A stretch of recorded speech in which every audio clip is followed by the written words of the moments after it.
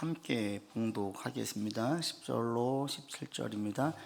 나의 교훈과 행실과 의향과 믿음과 오래 참음과 사랑과 인내와 박해를 받음과 고난과 또한 안디옥과 이고니온과 루스드라에서 당한 일과 어떠한 박해를 받은 것을 너희가 과연 보고 알았거니와 주께서 이 모든 것 가운데에서 나를 건지셨느니라. 무릇 그리스도 예수 안에서 경건하게 살고자 하는 자는 박해를 받으리라. 악한 사람들과 속이는 자들은 더욱 악하여져서 속이기도 하고 속기도 하나니, 그러나 너는 배우고 확실한 일에 거하라. 너는 내가 누구에게서 배운 것을 알며 또 어려서부터 성경을 알았나니, 성경은 능히 너로 하여금 그리스도 예수 안에 있는 믿음으로 말미암아 구원에 이르는 지혜가 있게 하느니라. 모든 성경은 하나님의 감동으로 된 것으로 교훈과 책망과 바르게 함과 의로 교육하기에 유익하니, 이는 하나님의 사람으로 온전하게 하며 모든 선한 일을 행할 능력을 갖추게 하려 함이라. 아멘. 최근 이단에 대한 심각한 피해를 입은 이런 보도가 계속 나오고 있어요. 근데 이단들의 특성들을 보니까 그 중에 한 가지가 뭐냐, 거기 있는 사람들이 나오고 싶어도 쉽게 나오지 못하는데 계속 그런 잘못된 가르침을 주는 거죠. 그 가운데 하나가 뭐냐면, 이곳을 떠나면 너희는 저주를 받는다. 여기는 특별한 은혜가 있는 곳이고 특별한 곳인데 이곳을 떠나는 순간 너희 가운데에는 안 좋은 일이 계속 일어난다. 그래서 아이를 낳으면 기형아를 낳게 되어지고 사고를 당할 것이고 이런 압박을 계속 줘요. 그래서 그 속에 있으면서 이게 뭔가 아닌데 내가 속았네, 이런 느낌을 가지고 있었는데도 쉽게 못 나온다라는 거죠.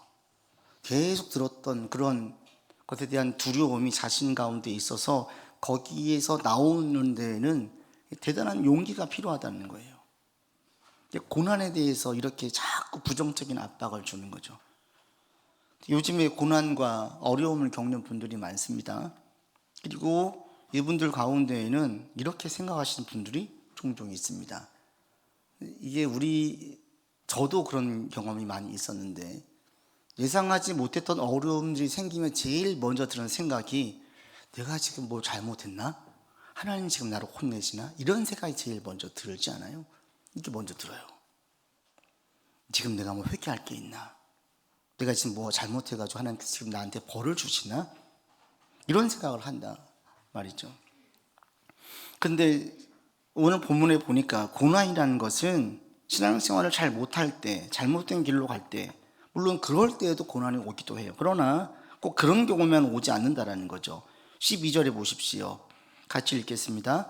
무릇 그리스도 예수 안에서 경건하게 살고자 하는 자는 박해를, 신앙생활을 잘하는 사람들도, 열심히 잘하려고 하는 사람들도, 예수님을 잘 믿으려고 하는 사람들도 고난이 있어요. 주님 십자가 지시기 전에 제자들에게 말씀하실 때에 세상이 우리를 미워할 거다. 그리고 너희는 환난을 당할 거다. 심지어 너희 가운데 순교를 당하게 될 거다. 라는 메시지를 주셨어요. 하나님이 없이 돌아가는 세상은 예수님 십자가에 못 박았습니다. 세상의 가치는 하나님의 가치와 100% 대적하고 적대적입니다.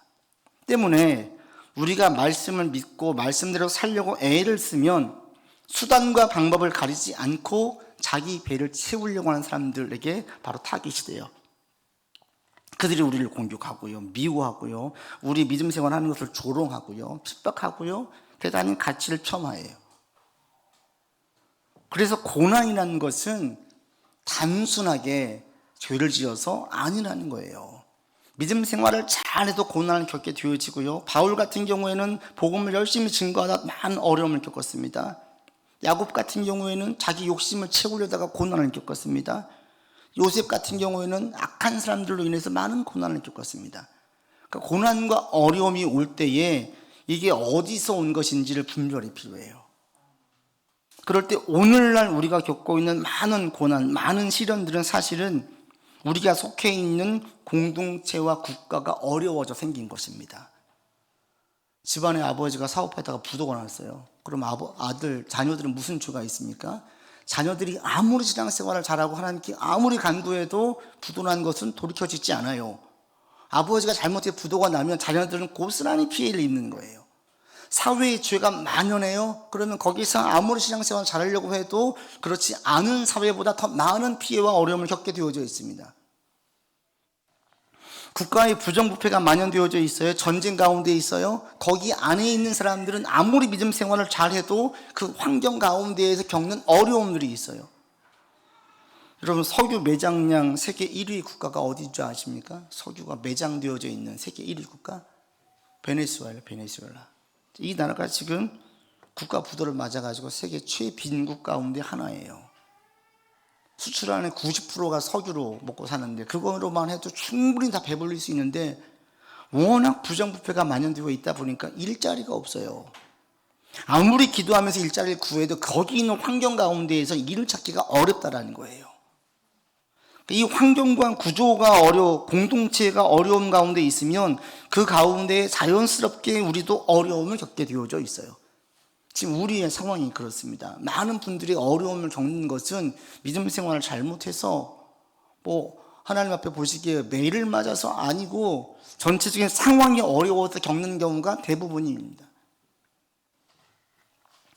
근데 우리 고난이 무엇인지 먼저 분별할 필요가 있는데 이 고난에 대해서 예수 믿는 게 왜 유익하냐? 고난에 대해서 사도 바울이 오늘 본문에서 말씀하고 있는데 11절에 보십시오. 바울이 11절 이하로 사실은 박해에 대한 이야기를 계속해요. 내가 박해를 받고 있다. 고난 가운데 있다. 11절 같이 읽겠습니다. 박해를 받음과 고난과 또한 안디옥과 이고니온과 루스드라에서 당한 일과 어떠한 박해를 받은 것을 네가 과연 보고 알았거니와 주께서 이 모든 것 가운데에서 나를 건지셨느니라. 많은 고난을 얘기합니다.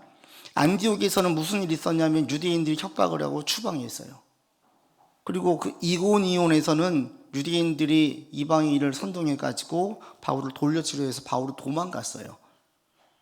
심지어 루스드라에서는 돌에 맞아가지고 거의 죽을 뻔해서 사람들이 성 밖에 내놨어요. 그게 루스드라예요. 디모데의 고향이기도 해요. 이런 많은 경험들이 있었는데 11절 맨 마지막에 가시면 주께서 어떻게 했다고 나옵니까? 나를 건지셨다. 건지셨다는 게 뭐냐면 바꿔 말하면 견디게 했다. 이기게 했다. 포기하지 않게 했다. 바울은 아무리 두드려 맞고 죽을 위험을 넘겨도 자기에게 주어진 사명을 감당하는 것을 포기하지 않았어요. 불굴의 의지가 있어서요? 아니에요. 하나님께서 자기를 지켜주셨대요. 이기게 하셨대요. 여러분은 지금 어떠한 고난 가운데 있습니까? 이 믿음의 가장 큰 유익은 뭐냐면 고난을 이기게 한다는 거예요. 그게 어떤 고난이었든 간에 고난을 건져주세요. 고난에서 건진다라는 것은 포기하지 않게 해요. 견디게 해요. 이기게 해요. 저 여러분 가운데 이 시간 이런 믿음이 있기를 바라고 이 복음의 능력이 여러분을 견디게 하고 이기게 하기를 바랍니다. 포기하지 않기를 바랍니다. 이 믿음 안에 있는 사람들에게 가장 큰 유익은 뭐냐? 고난을 이기게 하는 능력이 주어진다라는 거예요. 내가 갖는 게 아니라 믿음 안에 있으면 이기게 돼요. 포기하지 않게 돼요. 계속 하게 되어져요. 그리고 더 큰 유익은 뭐냐? 지나고 난 다음에 이 믿음 안에서 이기게 할 뿐 아니라 최고의 방법으로 이기게 만들어. 최고의 방법. 두고두고 참 내가 그렇게 왜 그렇게 그때 똑똑했지? 내가 왜 그렇게 지혜로웠지? 이런 고백이 나와요. 시간이 흐를수록. 요즘 새벽에 우리가 지금 사무엘상을 말씀을 전하고 있어요. 지금 다윗 20대 청년 다윗의 얘기가 나와요. 그때의 모습을 지금 연만히 살펴보면 다윗이 얼마나 지혜롭게 행동하는지. 그래서 어느 목사님은 다윗을 향해서 이 정치 감각이 대단히 뛰어난 분이다 이렇게 얘기를 했어요. 보통 정치 감각이 뛰어난 자가 아니라는 거예요. 그런데 제가 본문을 묵상하면 그 말씀이 동의가 안 돼요. 그 말이 동의가 안 돼요.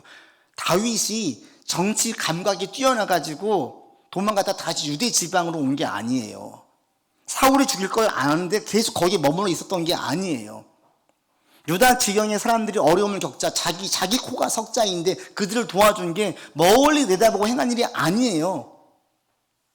왜 그래요? 믿음 안에서 하나님께서 시키시니까 하는 거예요. 사울을 죽일 기회가 있었습니다. 옆에 있는 사람들이 부축입니다. 이건 하나님의 뜻입니다. 죽입시다. 그때 다윗이 안 죽여요. 왜? 하나님께 기름 부음 받은 자이니까. 이게 도리어 나중에 수십 년 후에 자기가 존귀함 받게 됐어요. 이걸 예상하고 사울을 안 죽였느냐? 아니에요. 그냥 믿음의 신앙의 양심에서 할 수 없는 거예요. 하나님께서 기름 부음 받은 자이기 때문에 내가 임의로 죽일 수가 없다. 신앙의 양심상 안 죽여요. 주님의 명령에 의해서 다윗이 유다 지방을 한참을 안 떠나요. 어려움을 견뎌요. 거기 있는 사람들 도와줘요. 그게 나중에 10년 후에 한참 지난 다음에 자기한테 은혜로 돌아오는데, 이걸 다윗이 예상한 게 아니에요. 여러분, 어려움 겪어보신 분들 생각을 해보세요. 내가 어려움에 빠져 있으면 10년 뒤에 생각하고 우리가 일합니까? 그렇지 않아요. 지금 오늘도 버티기 힘든데 다윗이 그 심정이었어요. 그런데 주님 의지하면서 그냥 그 시기를 견뎠는데 지나고 나니까 기가 막힌 거예요. 10년 뒤, 20년 뒤를 내다보면 해난을 가지고 행한 것과 같은 거예요. 여러분이 무슨 일을 하든지 어떤 고난이 있든지 그것을 믿음 안에서 행하려고 하잖아요. 가장 잘한 거예요. 지금 내가 자녀 문제로 씨름해요. 내 개인적인 문제로 씨름해요. 그것을 믿음 안에서 한번 해보시면, 믿음 안에서. 그러면 나중에 지나고 난 다음에 보면 기가 막히게 잘했어요. 내가 어쩜 그렇게 지혜롭게 행했는지, 어떻게 내가 5년 뒤, 10년 뒤를 마치 알고 한 것처럼 그렇게 잘 해결되어져 있어요. 여러분 지금 고난 중에 있다면 더욱더 주님을 의지할 수 있기를 바랍니다. 이전보다 더 매달리세요. 더. 하나님을 매달리고 의지하는 그 모든 방법을 다 동원하세요. 말씀을 더 가까이 하시고, 더 기도하시고, 더 하나님의 뜻을 구하시고, 더 하나님의 도움을 받으시고, 믿음의 사람들과 이야기하면서 신앙적으로 어떻게 하는 게 좋은지 함께 지혜를 구하면서 이 어려움들을 이겨나가 보세요. 그러면 제일 좋은 방법이에요. 그 분야의 어떤 전문가보다도 훨씬 더 좋은 방법으로 문제가 해결되어지는 걸 볼 수 있습니다. 여러분 가운데 이런 시도가 자꾸 있기를 바랍니다. 고난이라는 것은요, 시간이 지나가면 믿음 안에 있든 믿음 밖에 있든 결국은 지나가요. 고난이 계속되어져도 우리가 이게 고난으로 느껴지지 않는데, 처음엔 고난인데 고난도 시간이 지나면 익숙해집니다. 처음엔 고난이라고 느끼는 것은 환경의 변화가 크기 때문에 그래요. 그런데 시간이 지나면 거기에 또 익숙해져요. 고난으로 받아들여지지 않아요. 모든 사람이 그 가운데 있으면 역시 더 고난으로 느껴지지 않아요.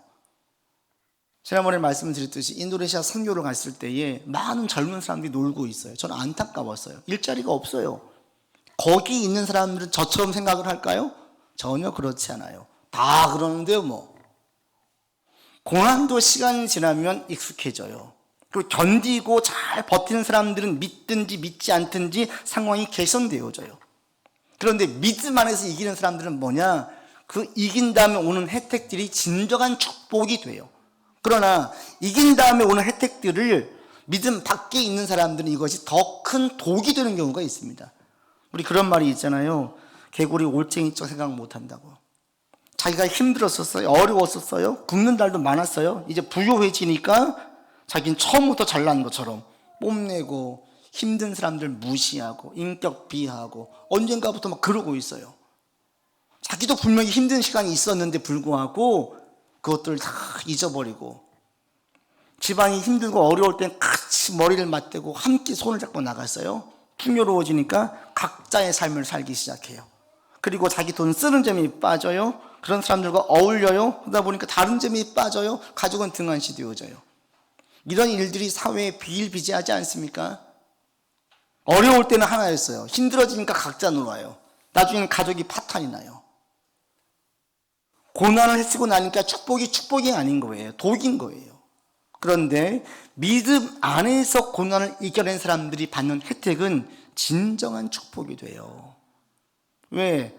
거기서 얻어지는 모든 것들, 고난을 통과한 다음에 얻어지는 모든 것들이 자기를 취하게 만들지 않아요. 교만하게 만들지 않아요. 제가 잘 아는 권사님 가정이 있어요. 권사님 장로님 가정이 있는데 이분들의 삶을 너무 잘 알아요. 딸아이가 너무 힘들었었어요. 근데 그 가운데 또 어머님이 교통사고로 돌아가셨어요. 꼭 어려운 일이 오면 폭풍처럼 몰아올 때가 있거든요. 몰아쳐가지고 막 올 때가 있어요, 한 번씩. 이분의 집이 그랬어요. 집 팔아가지고 딸 치료비하고 수술비하고 그런 시간들을 10수년을 보냈어요. 자가에서 전세로, 전세에서 월세로, 나중에는 누가 공짜로 집을 줘가지고 한동안 살았어요. 근데 지금은 그 모든 게 다 해결됐어요.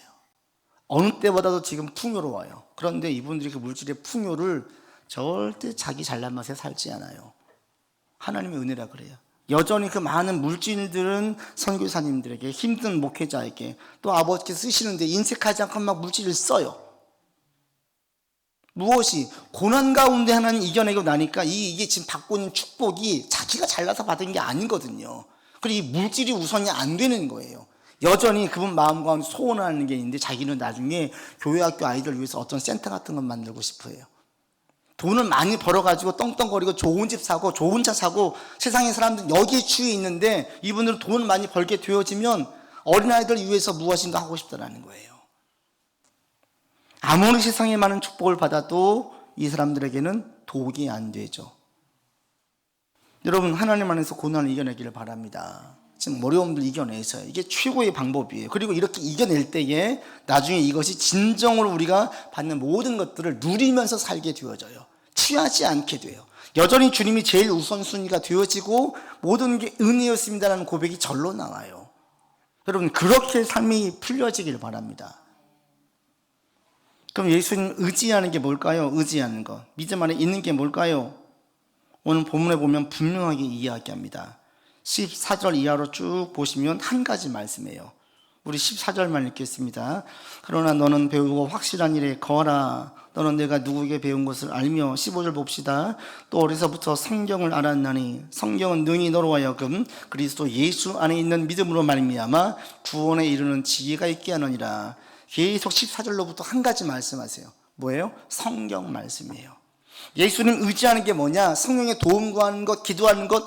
바울도 기도 열심히 했습니다. 또 중보 기도도 많이 부탁했습니다. 그런데 본문에서는 고난을 이겨낼 수 있는 최고의 방법은 뭐냐? 예수님 믿는 최고의 방법은 뭐냐? 말씀이라는 거예요. 말씀. 성경 말씀을 자꾸 가까이 하고 곱씹고 확신 안에 거하고 이렇게 하는 것이 고난을 이겨낼 수 있는 최고의 방법이래요. 여러분, 고난이 올 때 고난을 극복할 수 있는 최고의 방법이 뭘 것 같으세요? 고난을 이겨내려면 두 가지가 있어요. 제가 볼 때는 최소 두 가지가. 첫 번째가 뭐냐면 담대해야 돼요. 고난을 이기는 모든 사람들, 믿지 않는 사람들 포함해서 모든 사람들은 고난이 올 때 꺾이지 않는 마음이 있어요. 포기하지 않아요. 그러니까 세상에서도 성공한 사람들 보면 그 모든 고난 가운데 꺾이지 않았어요. 포기하지 않았어요. 실패를 실패로 보지 않았어요. 과정으로 봤어요. 그래서 실패하면 또 하고 또 하고 꺾이지 않았어요. 또 한 가지 고난을 이겨낸 사람들 보면 그 고난을 볼 때에 고난의 원인이 무엇이고 해법이 무엇인지를 찾는 지혜가 있어요. 고난을 이겨내기 위해서는 두 가지가 필요한데 담대함과 지혜예요. 꺾이지 않는 마음. 이 생겨진 이 발생한 문제의 원인이 뭐고 이것을 해결할 수 있는 방법이 무엇인지를 곰곰이 곱씹으면서 그걸 찾아내요. 그런데 성경 말씀이 우리 가운데 이 두 가지를 줘요. 말씀은 우리로 하여금 담대하게 만듭니다. 왜? 하나님이 계속 성경을 통해서 말씀하시는 게 뭡니까? 내가 너를 혼자 두지 않겠다. 내가 너를 사랑한다. 내가 너 끝까지 지키겠다. 그 무엇도 너를 해치지 않게 하겠다. 계속 말씀해 주셔요. 이게 우리 가운데 담대함을 줘요. 그럴 때에 본문에서 바울이 얘기할 때 배우고 확신한 일에 거하고 성경은 너희 가운데 어떻게 할 것인지 계속 말씀해 주고 있는데 초대교회 때 성경 말씀을 제일 많이 인용했던 게 방법이 뭐냐면 암송이에요. 암송. 이때에는 성경 말씀을 전해줄 때 무엇인가 이 서신서가 회람용이었어요. 읽으면 듣는 사람들은 우리처럼 기록할 수가 없어요. 종이가 없거든요. 그러니까 어떻게 해서요? 그냥 통으로 외워요. 우리보다 훨씬 외우는 능력이 뛰어나요. 여러분도 그런 경험 있지 않으세요? 과거에는 휴대폰이 있기 전에는 전화번호 10개, 20개 외웠는데 지금은 제가 한두 개밖에 못 외워요. 그렇지 않습니까? 기록할 게 없으면 잔뜩 긴장해가지고 그냥 외우는데, 이 성경 말씀을 서신서를 전해주면 그냥 그걸 통으로 외워요. 통으로 외워서 읊조려요. 계속 얘기해요. 근데 여러분, 성경을 암송하는 게 얼마나 중요하고 힘 있는 줄 아세요? 계속 곱씹어 보세요. 암송이라는 게 곱씹는 거거든요. 이 곱씹는 힘이 있어요. 신사참배를 거부해서 옥고를 치렀던 안인숙 사모님이 계십니다. 심한 고문으로 힘들고 어려운 시기 가운데 있었는데 이분이 나중에 그러죠. 이걸 견딜 수 있었던 가장 큰 힘이 어디에 있느냐? 어린 시절부터 외웠던 성경 암송에 있었대요. 그 고난이 오고 그렇게 욕을 하고 비웃고 조롱하고 온갖 비방의 말을 그 고문관들이 계속 하는데 거기에서 하나님이 안 계신 것 같잖아요. 도움을 안 주시잖아요. 어떻게 견뎌요? 그런데 그런 사람의 말들을 듣지 않고 말씀을 곱씹었대요. 외웠던 말씀들. 성경은 볼 수도 없잖아요. 사람의 말, 상황을 보지 않고 자꾸 말씀을 곱씹고 외웠대요. 그게 견디게 한 거예요. 그래서 그 시기를 이겨냈어요. 여러분, 상황을 보면서 자꾸 곱씹으면서 거기에서 무엇인가 생각하고 결정하지 않기를 바랍니다. 사람의 말로 자꾸 내 속에서 울림을 줘가지고 거기에서 무엇인가 결정하지 않기를 바랍니다. 이거 어리석은 자예요. 믿음 없는 자지요. 여러분들이 말씀을 암송해서 말씀을 곱씹어서 거기에서 생각이 불러일으켜지고 감정이 일어날 수 있기를 바랍니다. 우리는 교회학교 아이들 시편 23편을 외우고 있어요. 여호와는 나의 목자시니. 여러분 한 주간 한번 그 고백만 해보세요. 여호와는 나의 목자시니. 계속 곱씹어 보세요. 하나님이 나의 목자예요. 나는 양이에요. 계속 고백해 보세요. 그러면 거기서 불쑥불쑥 드는 생각들이 있어요. 밀려오는 감정이 있어요. 그게 우리를 주장해야 이게 믿음의 역사가 일어나요. 그래서 한 주간 여러분 오늘 다른 여러 가지 말씀 아니어도 돼요. 한 가지 말씀만 붙들고 한 주간 계속 곱씹어 보세요. 제가 매일 말씀 보내드리잖아요. 와닿는 게 있으면 그걸 계속 곱씹어 보세요. 또 외우세요. 그 말씀을 계속 내 가운데 울리게 하세요. 계속 울림이 일어나가지고 내 가운데 넘치게 해보세요. 그러면 그것이 내 생각을 바꾸고요. 감정을 바꿔요. 그러면서 무엇인가 새로운 것에 대한 생각을 가지게 만들어줘요. 이게 우리 가운데 말씀이 우리로 하여금 담대하게 만들고 이것이 견디게 만들어요. 자, 여러분 가운데 이런 은혜가 있기를 바랍니다. 여러분 이런 경험이 한 번도 없으신 분들은 한번 해보세요. 성경 말씀 구절 한 개도 외운 게 없으면 특히 이제 교회 학교 출신들이 아니면 외운 구절이 없지요. 없으면 써서 한번 외워보세요. 하나 외워보고 계속 곱씹어 보세요. 외운다라는 것은 내게 무엇인가 좋고 와닿으니까 외우는 거잖아요. 그 구절을 계속 외우고 곱씹어 보세요. 그것이 내 머리에서 떼놓으면 떠나지 않게 해보세요. 그것이 우리에게 주는 힘이 있어요. 그리고 가장 큰 힘은 담대함을 줘요. 담대함. 꺾이지 않게 해요. 하나님이 우리를 눈동자처럼 보호하신대요. 우리를 불러가지고 그 사명을 끝까지 완수하게 하신대요. 무엇이 우리를 두렵게 합니까? 또 한 가지 말씀을 가까이 하면 가까이 할수록 무엇이 있냐? 삶에 지혜를 줘요. 여러분이 그 문제, 현실의 문제에 막 시달리면 가장 큰 잘못된 것 중에 한 가지가 그 현실의 문제에 매몰되기 쉬워요. 매몰되기. 어떤 문제를 고민하면 그 문제가 미루어 걱정을 해서 5년 뒤, 10년 뒤까지 계속 걱정하게 만들어요. 제가 아는 장로님이 턱에 턱뼈가 조금 깨져가지고 언젠가부터 이게 소리가 나는 거예요. 음식을 씹으면. 이게 귀에 들리니까 얼마나 불편하겠어요? 처음엔 너무 불편하니까 하다가 계속 고통스럽고 이걸 해결책을 찾다가 어디까지 가냐면 이렇게 평생 살면 안 되는데 이게 이제 걱정으로 오는 거예요. 불안해지는 거예요. 문제에 빠지면 그 문제가 나를 완전히 잠식을 해버려요. 지난주 하나 기사가 났어요. 국공립 어린이집 주임교사가 지난달 28일 아파트에서 투신해가지고 극단적인 선택을 했어요. 근데 이분이 그냥 뭐 한 20살, 21살 이제 막 들어간 청년도 아니고 애기 셋 둔 엄마예요.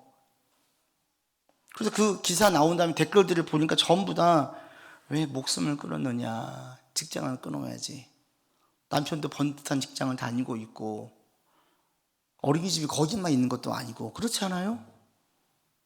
누가 보아도 거기 어린이집을 관두고 다른 곳을 옮겨야 되는 거 알고 있어요. 그런데 이분은 1년 이상 그 어린이집에서 교사들이 계속 왕따를 시키고 힘들게 해서 이 집단 따돌림에 대한 호소를 계속했거든요. 자살한 그날도 저녁에 식구들과 함께 외식하고 집에 와가지고 친언니하고 통화한 거예요.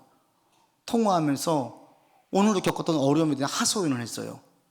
그 통화한 지 얼마 안 돼가지고 뛰어내려 죽었어요. 1년 동안 그 어린이집으로 인해서 스트레스를 받으니까 사람들을 만날 때마다 이 얘기를 해요. 이 괴로움에 빠져 있어요. 이 고통이 자기를 너무 힘들게 해요. 자라는 아이들이 안 보여요. 시부모님하고 크루즈 여행 가려고 적금 넣고 있었대요. 그게 안 보여요. 순간적으로 그냥 이 모든 것이 너무너무 힘드니까 순간적으로 그냥 잠깐 잘못 생각하면 극단적인 선택을 할 수 있는 거예요. 그런데 누가 봐도 이것은 합리적이지 않아요. 장고 끝에 악수라고 계속 그 생각만 하고 있다 보니까 그냥 확 해버린 거예요. 그런데 그렇게 자살할 선택을 했는데 이것은 최악의 선택이죠. 남겨진 자녀들은 어떻게 해요? 지금 남편이 억울해가지고 계속 글을 올리고 있어요. 남편의 삶은 어떻게 해요? 부모님은 어떻게 해요? 어린이 교사들, 왕따했던 교사들은 자신들이 오히려 피해자라고 그렇게 얘기를 하고 있어요. 고인이 되면 말할 수 있는 게 있습니까? 뭘 얘기하는 거예요? 문제로 씨름하고 그 문제가 1년도 갈 것도 없어요. 여러분 일주일만 고생해보세요. 한 달만 고생해보세요. 그냥 지옥이 따로 없어요. 지옥이. 매일매일 그런 삶을 살아보세요. 얼마나 힘든데. 그런데 말씀을 가까이 하면 그런 현실에서 조금 떨어지게 만들어요. 이게 지혜예요. 왜 우리 바둑을 둘 때 순수 두는 사람이 제일 잘 보인다고 하잖아요. 그걸 두고 있을 때는 푹 빠져 있으면 안 보여요. 자기 혼자 계산한다고. 그런데 밖에 있는 사람들은 객관적으로 보이는 거예요. 종종 우리 아이를 키우는 엄마들이 아이 때문에 힘듦을 하소연해요. 호소해요. 아이 육아가 이게 보통 힘든 게 아니죠. 이해해요. 그런데 거기에 빠져 있으면 이게 언제 끝나나 싶은데 연세 드신 분들이 뭐라 그래요? 다들 아유 그때가 제일 좋을 때야. 그래요. 그때가 좋을 때. 나는 죽겠는데. 그 시기가 왜 죽겠어요? 끝날 것 같지 않으니까 죽겠는 거예요. 근데 이 시기는 끝나요. 반드시 끝날 때가 와요. 그래서 우리가 한 번씩 조금 이렇게 한 발 떨어져가지고 보는 게 엄청난 지혜를 줘요. 말씀이 우리로 하여금 삶에 대해서 한 발 떨어지게 만들어요. 지난주까지 제가 계속 말씀을 드렸습니다. 우리는 지금 마지막 때에 살고 있다고 말씀을 드렸어요. 지금 마지막 때예요. 종말이에요. 이 세상이 영원하지 않아요. 뭘 집착하겠습니까? 최선은 다하지만 굳이 꼭 붙잡고 있을 게 뭐가 있습니까? 나그네 인생인데요. 죽으면 다 놓고 와야 되는데요. 뭘 고집 부리겠어요? 이런 생각을 가지면 씨름하고 있는 문제에 대해서 한 발 좀 이렇게 떨어져서 볼 수 있게 되어져요. 그러면 안 보이던 게 보여요. 그러면 감정적으로 조급하게 즉흥적으로 상황의 근거에서 결정하지 않아요. 그게 우리에게 지혜를 줘요. 자, 여러분들에게 이런 지혜가 있기를 바랍니다.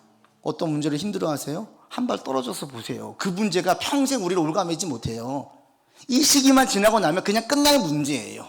그러니 상황에 의해서 상황의 이 어려운 상태, 이 다운된 상태로 무엇인가 결정하지 마세요. 그것은 믿음 없는 행동입니다. 하나님을 의식하지 않고 상황을 크게 보아서 결정한 거예요. 화가 난 상태로 무엇인가 결정하지 마세요. 감정에 이끌려하는 것입니다. 이성에 근거하지 않습니다. 여러분 무엇인가를 결정할 때 말씀 속에서 결정하길 바랍니다. 최고 좋은 방법이에요. 최고 좋은 방법. 살아계신 하나님께서 도와주십니다. 우리가 영적인 존재는 계속 알게 됩니다. 말씀을 의지하게 됩니다. 말씀 속에서 위로를 얻게 되어집니다. 그래서 여러분 암송하면서 곰곰이 생각해 보세요. 곰곰이. 그럼 그게 우리한테 주어지는 것들이 있어요. 이번 한 주간 여러분에게 이런 은혜가 있기를 바랍니다. 말씀이 우리에게 새로운 생각을 불러일으킬 수 있기를 바랍니다. 말씀이 여러분 가운데 새로운 감정을 불러일으킬 수 있기를 바랍니다. 특별히 하나님께서 주신 담대함과 지혜가 여러분들에게 있기를 바랍니다. 그래서 여러분 믿음 안에서 이겨내세요. 반드시 주님께서는 승리의 결과물들을 보여주시고요. 이것이 우리에게 엄청난 축복임을 고백하게 될 것입니다. 이번 한 주간도 주의 말씀 안에서 주님 의지하면서 잘 이겨내는 여러분들 되기를 바랍니다. 아버지 하나님, 우리가 믿음 안에 있으나 우리의 삶이 만만치 않습니다. 여전한 삶의 고난과 어려움이 있습니다. 하나님, 그러나 고난에 눌리지 않기를 원합니다. 말씀 속에서 위로를 얻게 하시고, 말씀 속에서 담대함을 가지게 하시고, 말씀 속에서 지혜를 얻게 하여 주시옵소서. 나를 붙잡고 계신 하나님, 나를 사랑하시는 주님, 주님의 사랑과 나를 붙드심을 확신하면서 계속 믿음 안에 구하는 우리 되게 하여 주시옵시고, 이번 한 주간 말씀을 곱씹을 때에 말씀이 주는 우리 가운데 불러일으키는 생각들, 감정들, 일들이 일어나는 보여지는 역사가 있게 하여 주시옵소서. 우리 구주 예수 그리스도 이름으로 기도드립니다. 아멘.